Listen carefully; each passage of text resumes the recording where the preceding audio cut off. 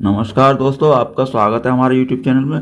हम आपको class 11th का ये मैथमेटिक्स करा रहे हैं एनसीईआरटी बुक से। ये लेसन नंबर 9th है।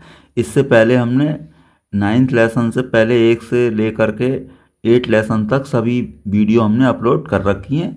तो यहाँ पर हम 9th लेसन की भी क्या करा रहे हैं, विविध प्रश्नावली करा रहे हैं। इसका 13वां क्वेश्चन ले रहे हैं हम। इससे पहले हमने वीडियो अपलोड कर रखी है।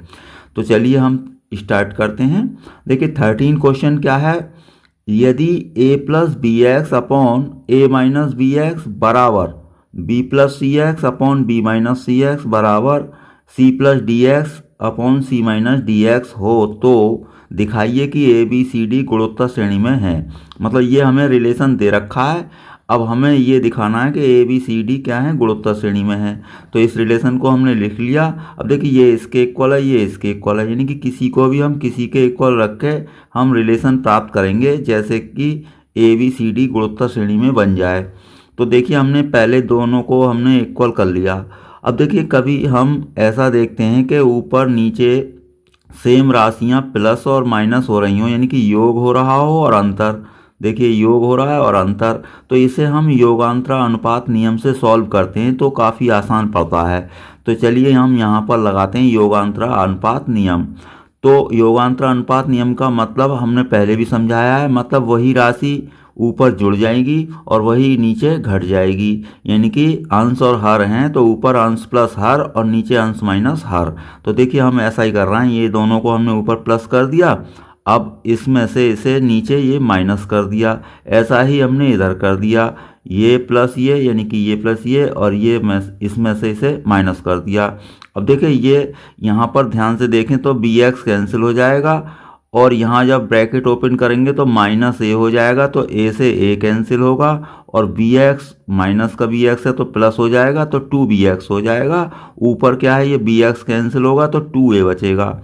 इसी तरीके से इधर सी एक्स कैंसिल हो जाएगा और ये ब्रैकेट जब ओपन करेंगे हम तो ये माइनस का b और प्लस का सी एक्स बनेगा, तो b कैंसिल होगा तो 2cx हो जाएगा।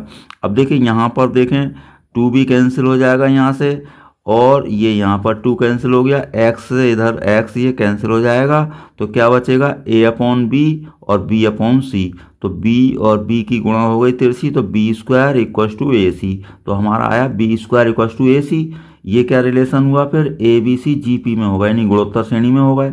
भाई हमारा क्या है, ये रिलेशन क्या होता है, गुणोत्तर श्रेणी का होता है। या यहाँ से देख लें a अपॉन बी बराबर b अपॉन सी, तो ये सार्वानुपात है। या फिर बी स्क्वायर इक्वल टू ए सी होता है तो ए बी सी क्या होते हैं, जी पी में होते हैं, यानी गुणोत्तर श्रेणी में होते हैं। तो जिसका स्क्वायर होता है वो बीच में आता है। अब हम इसी तरीके से दो रिलेशन और बराबर कर लेते हैं। इनमें से इन दोनों को बराबर किया, योगांतरा अनुपात नियम फिर लगा दिया, इन दोनों को ऊपर प्लस कर दिया और इसमें से इसे नीचे माइनस भी कर दिया। इसे कहते हैं योगांतरा अनुपात। जैसे कि a अपॉन बी और ये c अपॉन डी हो तो ऊपर हम a और b जोड़ेंगे और नीचे a में से b घटाएंगे। इधर भी ऐसा ही करेंगे, c प्लस डी करेंगे और c माइनस डी करेंगे। तो इसे योगांतरा अनुपात नियम कहते हैं। अब यहाँ पर भी ऐसा ही होगा, देखिए सी एक्स कैंसिल होगा। अब ये ब्रैकेट ओपन करेंगे तो v से b कैंसिल हो जाएगा और प्लस का सी एक्स हो जाएगा, तो 2cx बन गया। तो ऊपर बना 2b और नीचे बना 2cx।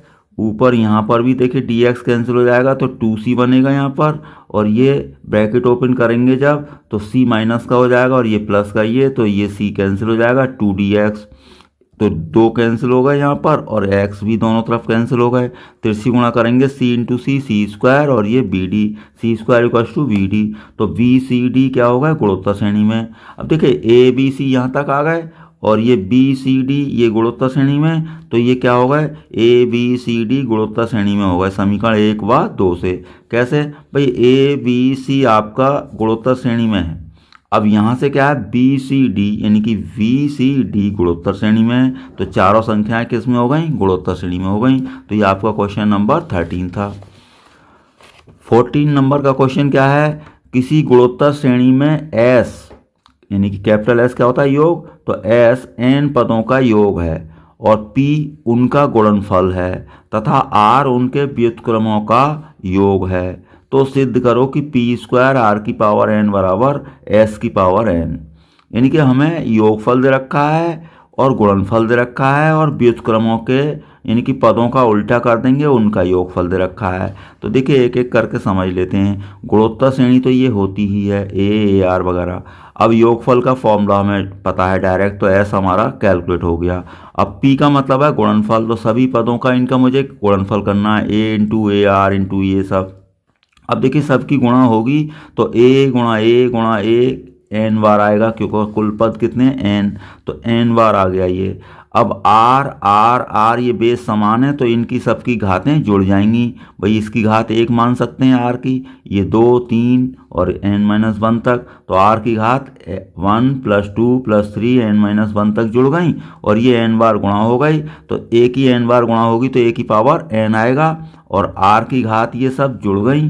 तो 1 से लेकर के n-1 प्राकृत संख्याओं का योगफल है। इसका आप समानता श्रेणी से आप योगफल जानते हैं, n(n-1/2 होता है। ये हमने पिछले क्वेश्चन में भी कई बार किया है और इससे पहले वीडियो में भी आता रहता है। तो कैसे 1 + 2 + 3 समानता श्रेणी है, तो समानता श्रेणी के सूत्र से आप योग ज्ञात कर सकते हैं। ये होता है वैसे तो 1 + 2 + 3 और ये n तक का योग n(n+1/2 होता है, n(n+1), इनकी ये जो है n। अब यहाँ पर n-1 तो यहाँ पर हम n-1 रखें और यहाँ पर n-1 रखें तो 1 कैंसिल हो जाएगा, तो यहाँ बचेगा n और ये n-1, तो आपका ये योगफल हो गया।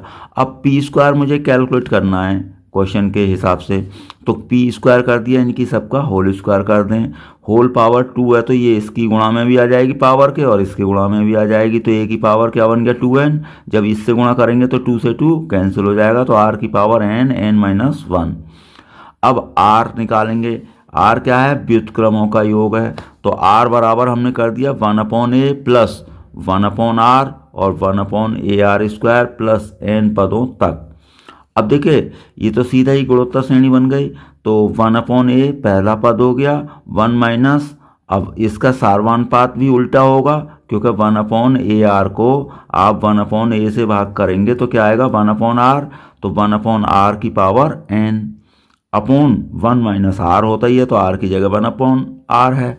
अब यहाँ पर ये होल पावर n तो है ही, ये ऐसे ही है, एलसीएम ले लिया हमने यहाँ पर r की पावर n और यहाँ भी एलसीएम ले लिया है ये, तो r की पावर n-1 अपॉन r की पावर n और ये बचा। अब ये कहाँ, ये वो सबसे ऊपर जाएगा और ये नीचे आ जाएगा, तो r होल पावर, ये होल ब्रैकेट में क्या है r की पावर n-1 अपॉन ar की पावर n, क्योंकि ये यहाँ पर है a के साथ है गुणा में। अब ये r-1 तो है ही, लेकिन अब हमें क्या करना था, प्रूफ p² इंटू r की पावर n, तो मैंने p² इंटू r की पावर n कर दिया। p² तो ये हमने कैलकुलेट किया ही था, r ये है ही हमारा और होल पावर n। अब देखिए होल पावर n सभी के ऊपर लगेगी, इसके इसके इसके इसके सभी के ऊपर लग जाएगी, तो r की पावर n, इसकी भी होल पावर n और n पहले से ही इसकी पावर है, तो n गुणा n क्या हो जाएगा n² और इसकी होल पावर n हो गई। अब हम यहाँ से ध्यान से देखें, a की पावर क्या है 2n और यहाँ पर a की पावर n है, तो ये ऊपर जाके 2n में से घट जाएगी तो a की पावर n बचेगी। अब यहाँ पर क्या है r की पावर n है और यहाँ पर क्या है r की पावर n² है, तो अब ये नीचे ले आए हम r की पावर n को, तो r की पावर n घट गई यहाँ से n² में से, तो ये आ जाएगा हमारा। अब हमारे पास ये है r की पावर n² और माइनस n, भाई r की पावर n² और माइनस के n, तो ये r की पावर n² माइनस n, तो ये इससे कैंसिल हो गए। अब बचा हमारा ये और ये। अब यहाँ पर अगले पेज पर मैं यहाँ पर उतार देता हूँ, तो देखिए ये बचेगा हमारा a की पावर n और ये होल पावर n और ये बचा। अब देखिए n n n सभी के ऊपर होल पावर है तो मैंने अलग से लगा दी, तो ये क्या बना हमारा, ये s है क्योंकि ये n पदों का योगफल है, तो s की पावर n आ गया हमारा, तो ये प्रूफ हो गया। तो इस तरीके से आपका हो गया है। 15th क्वेश्चन, किसी समांतर श्रेणी का pवां qवां rवां पद क्रमशः a b c हैं, तो सिद्ध करो कि Q minus R A, R minus P B, और ये पी माइनस क्यू सी का इनका सबका योगफल कितना 0 लाना है। चलिए पहले श्रेणी मान लेते हैं। माना श्रेणी का प्रथम पद कैपिटल ए और सार्वधातुक कैपिटल डी मान लिया। क्यों?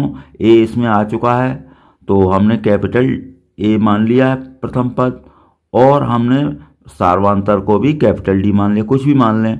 तो पीवा पद क्या दे रखा है हमारा? ये दे रखा है पीवा पद है ए, तो ए पी बराबर ए और ए क्यू, इनकी क्यूवा पद बी और आरवा पद सी, ये दे रखे हैं। अब हमें पीवा पद का फॉर्मूला लगा दें समानता श्रेणी का। तो ए प्लस क्या होता है आपका एनवा पद का formula, a plus n minus 1 into d होता है। तो हम पीवा पद लगाएंगे जब, तो ये p माइनस 1 हो जाएगा और इसकी जगह हमें कैपिटल ए रखना है और सार्वधातुक की जगह कैपिटल डी। तो स्मॉल, अब ये ए पी है कितना हमारा? स्मॉल ए। तो ए पी का पहले फॉर्मूला लगा दिया, इस ए पी का मान रख दिया, तो ये आ गई एक समीकरण नंबर 1। इसी तरीके से ए क्यू बराबर भी लगेगा, क्यू माइनस 1 आएगा और ए क्यू का मान क्या रख देंगे? बी, डायरेक्ट रखते हैं। ऐसे ही आरवा पद, तो ये सी आ जाएगा। अब 3 समीकरण बन गई हमारे पास। अब हम यहाँ ध्यान से देखें तो ए के साथ गुणा में क्या है? क्यू माइनस आर, और बी के साथ ये है, तो हमने इसी तरीके से गुणा कर दी समीकरण 1, 2, 3 को क्रमशः क्यू माइनस आर से, क्योंकि ए के साथ क्या आ रहा है हमारा? क्यू माइनस आर, तो क्यू माइनस आर से गुणा कर दी समीकरण 1 को, और समीकरण 2 को क्या कर दी? आर माइनस पी से, क्योंकि बी के साथ आर माइनस पी आ जाएगा, और इसे कर दी पी माइनस क्यू से गुणा कर दी। तो ये हमने ये गुणा करके नई समीकरण आ गई। अब इनको तीनों को जोड़ लें, क्योंकि इनका योगफल 0 सिद्ध करना है। तो ये तो इधर तो ऐसे जोड़ गए सीधे। अब इधर कैसे जोड़ेंगे? देखो ये इन तीनों में ए कॉमन है कैपिटल ए, तो कैपिटल ए कॉमन ले लिया, ये तीनों हमारे जुड़ गए। अब ऐसे ही इन तीनों में क्या है? कैपिटल डी कॉमन है, तो बाकी ये सब जुड़ गए। ध्यान से देखें तो ये Q और ये माइनस का Q माइनस आर प्लस का आर माइनस पी प्लस का पी कैंसिल हो गए। अब इनकी हम सब गुणा कर लेंगे। तो देखिए अगले पेज पर हम कर रहे हैं, ए के साथ तो वो 0 आ गए, सभी कैंसिल हो गए। अब ये इनकी हमें अब गुणा करनी है।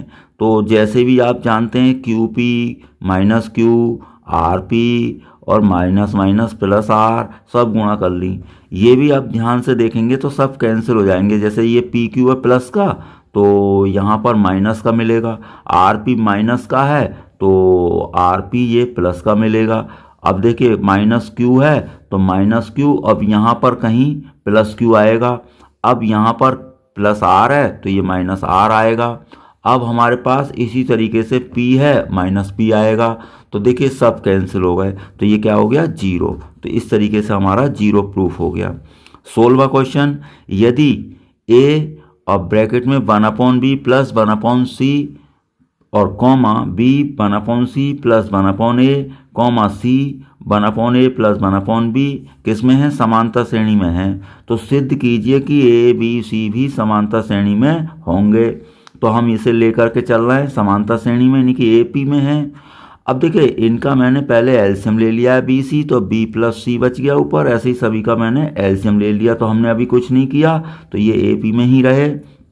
अब इससे ए से अंदर गुणा कर लिया है, सबकी गुणा हो गई, तो ये ए पी में ही चल रहे हैं।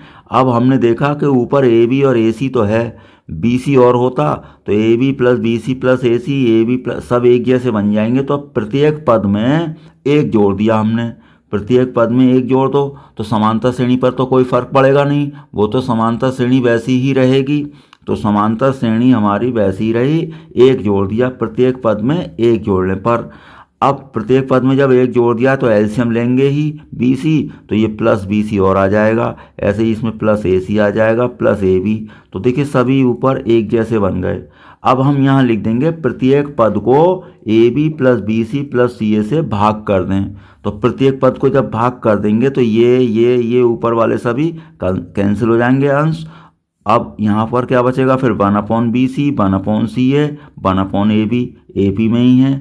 अब प्रत्येक पद को क्या करें? ए बी सी से गुणा कर दें, यानी कि ए बी सी से ऊपर इनकी सबकी गुणा कर दी। तो देखिए इससे क्या हुआ? बी और सी कैंसिल हो गए, यहाँ पर ए और सी कैंसिल हो गए, यहाँ पर ए और बी कैंसिल हो गए, तो क्या बचे ए बी और ये सी, तो A B C A P में आपके आ गए। तो ये इस तरीके से क्वेश्चन आपका हो गया। क्वेश्चन नंबर 17 क्या है, तो देखिए क्वेश्चन नंबर 17 में है यदि A B comma C comma D गुणोत्तर श्रेणी में है तो सिद्ध करो कि ए की पावर एन प्लस बी की पावर एन, बी की पावर एन प्लस सी की पावर एन, सी की पावर एन प्लस डी की पावर एन गुणोत्तर श्रेणी में है।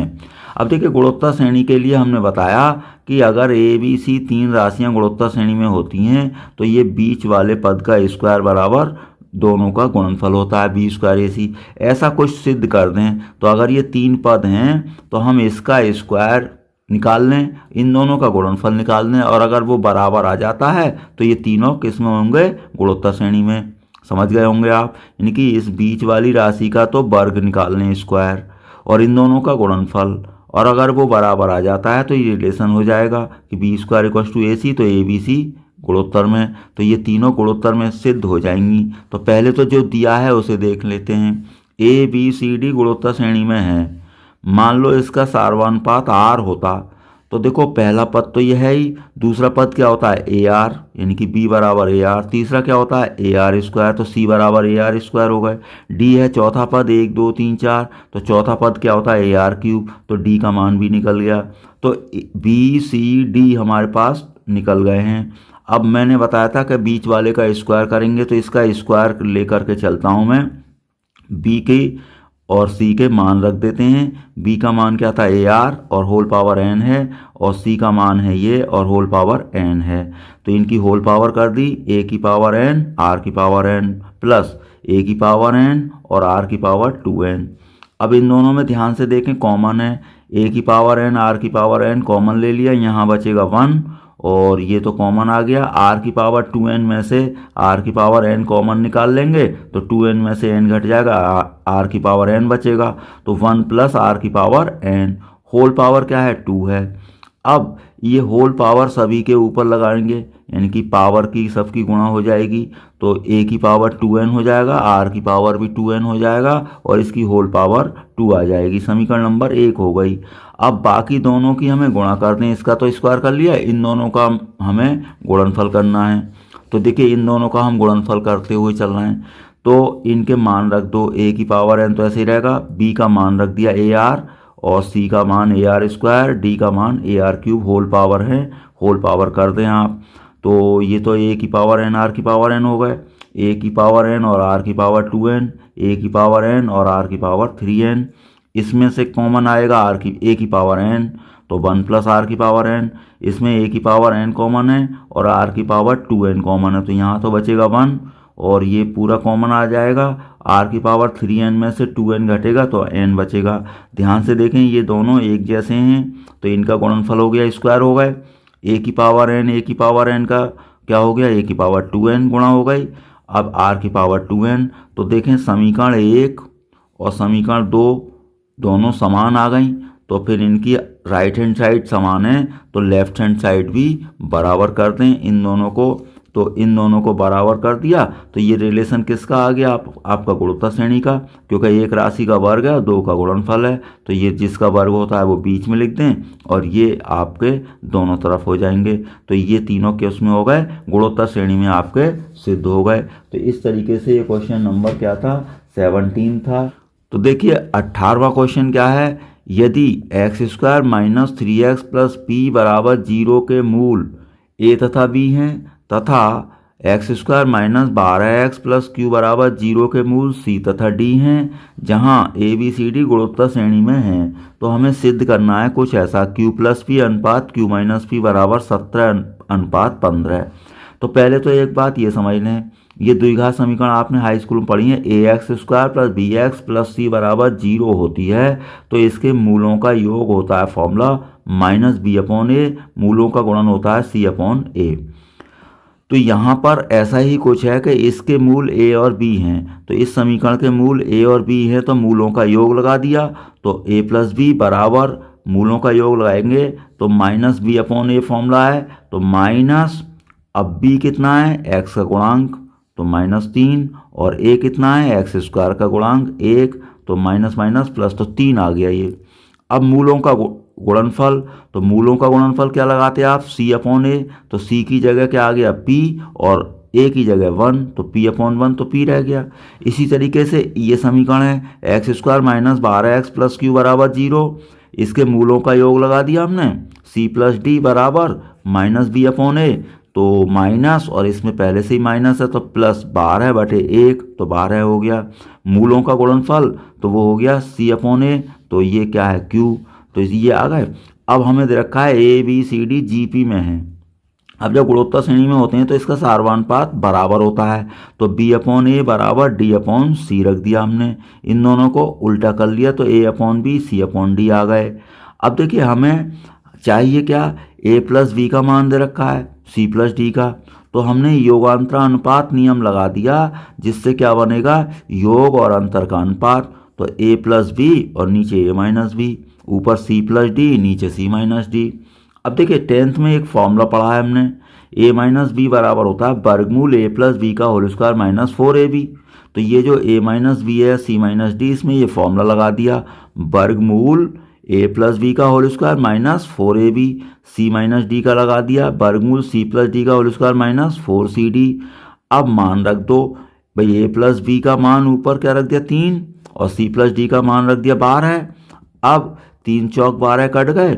अब ए प्लस बी का मान रखना है हमें 3, तो 3 का वर्ग 9 हो गया। ए बी का मान क्या रखना है हमें p, और सी डी का मान रखना है q, तो सी डी का मान रख दिया q, और सी प्लस डी तो 12 है ही, 12 का स्क्वायर हो गया 144। अब हमारे पास ये समीकरण बनी। अब देखिए ये वर्गमूल है दोनों तरफ, तो वर्ग करने पर लिख देंगे, तो वर्ग कर देंगे तो वर्गमूल हट जाएगा, तो 4 का वर्ग हो जाएगा 16। अब देखिए क्या करें, आप तिरछी गुणा कर दें, तो ये इधर गुणा हो गई 1 से, 144 माइनस 4q बराबर, अब 16 से इसे गुणा करोगे तो 16 ने में 144, 16 चौक 64। अब देखिए दोनों तरफ 144 कैंसिल हो जाएगा, तो माइनस 4q बराबर माइनस 64। अब हमें तो देखिए q अपॉन पी निकालना है, तो q अपॉन पी ले जाएं, और 4 से ये 64 कट जाएगा 16 बार, तो 16/1 आ गया। अब q अपॉन पी बराबर 16/1। अब यहाँ ध्यान से देखें q प्लस पी और q माइनस पी लाना है, यानी कि योग और अंतर, तो हम फिर क्या लगाएंगे, योगांतर अनुपात से, तो योगांतर अनुपात नियम फिर लगा दिया, इन दोनों को प्लस कर दिया, q प्लस पी और q माइनस पी, उधर 16 प्लस 1 और 16 माइनस 1, तो ये कितना बनेगा 17, और ये बनेगा 15, तो इन दोनों का अनुपात आ गया आपका 17:15। तो ये क्वेश्चन नंबर आपका क्या था 18। अगला क्वेश्चन है 19। दो धनात्मक संख्याओं a तथा b के बीच समांतर माध्य तथा गुणोत्तर माध्य का अनुपात m/n है, तो दर्शाइए कि ये हमें सिद्ध करना है। तो संख्या क्या है a b। अब देखिए इनका समांतर माध्य और गुणोत्तर माध्य का अनुपात दिया है, तो हम निकाल लेते हैं। a तथा b का समांतर माध्य हम जानते हैं a बराबर a प्लस b/2, a और b का गुणोत्तर माध्य g बराबर वर्गमूल ab। प्रश्नानुसार दे रखा है कि a/b m/n है, मतलब a/b बराबर m/n है, तो a का मान रख दिया बटे b का मान रख दिया। अब ये वर्गमूल ab तो यहाँ आएगा गुणा में 2 के, तो ये हो गया a प्लस बी बटे 2 वर्गमूल ab बराबर m/n, समीकरण 1 हो गई। अब इसका हमने वर्ग कर लिया, तो वर्ग करके ये हो गया a प्लस बी का होल स्क्वायर, और ये हो गया 4 और वर्गमूल हट गया 4ab हो गया, m² बटे n² हो गया। अब दोनों तरफ हमने 1 घटा दिया है, ये ट्रिक है। 1 घटाने से क्या फ़ायदा होगा, एलसीएम जब लेंगे हम तो a प्लस बी का होल स्क्वायर और माइनस का 4ab बनेगा, इधर n² हो गया, m² माइनस n² हो गया। अब देखिए a प्लस बी का होल स्क्वायर माइनस 4ab अभी हमने पीछे बताया, ये a माइनस बी का होल स्क्वायर होता है 10th क्लास से, तो ये इसका स्क्वायर हो गया। अब ध्यान से देखें कि हम फिर दोबारा वर्गमूल ले रहे हैं, जब वर्गमूल लेंगे तो a माइनस बी आ जाएगा, 4ab का वर्गमूल 4 का तो 2 हो जाएगा, इस पर वर्गमूल रह जाएगा, इसके ऊपर पूरा वर्गमूल लग जाएगा, इसका वर्गमूल हो जाएगा n, तो ये समीकरण नंबर 2 बन गई। अब देखिए समीकरण नंबर 1 है और ये 2 है, इन दोनों को जब भाग करोगे तो ये 2 वर्गमूल ab, ये 2 ये दोनों कैंसिल हो जाएंगे जब इसे भाग करोगे। अब ऐसे ही इसके अपॉन में n है और इसके अपॉन में, तो n कैंसिल हो जाएगा, तो क्या बचेगा a plus B upon a minus B. ऐसे ही यहाँ बचेगा m ऊपर, भाई ये बचेगा क्या, आपका m बचेगा, तो m upon M square minus N square, यानी कि आप आराम से लिख करके भाग कर लेंगे। तो ये क्या, a प्लस बी बटे a माइनस बी बराबर m अपॉन ये बचेगा। आराम से भाग करें, आगे सॉल्व करते हैं। तो देखिए ये है a plus B upon a minus B बराबर ये आया था। अब देखिए फिर वही योग है और अंतर है, तो क्या लगाते हैं हम, योगांतरानुपात नियम से। तो दोनों को ऊपर जोड़ दिया, नीचे घटा दिया।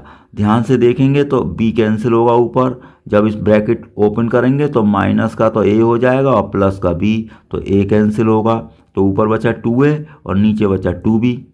अब ऊपर हमने इधर योग किया है और अंतर ही तो ऐसे ही रहेगा, 2 से 2 कैंसिल हो गए, तो आपका सिद्ध हो गया a बटे बी बराबर, या ऐसे लिख दें a अनुपात b बराबर ये और अनुपात ये।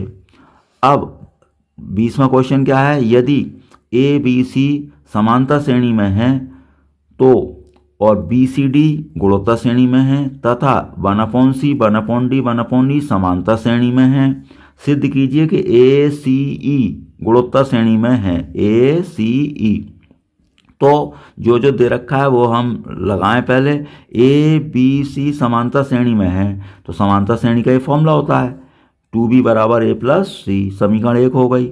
अब बी सी डी गुणोत्तर श्रेणी में है तो बीच वाली राशि का वर्ग होता है, तो सी स्क्वायर बराबर बी डी, ये हो गई समीकरण 2।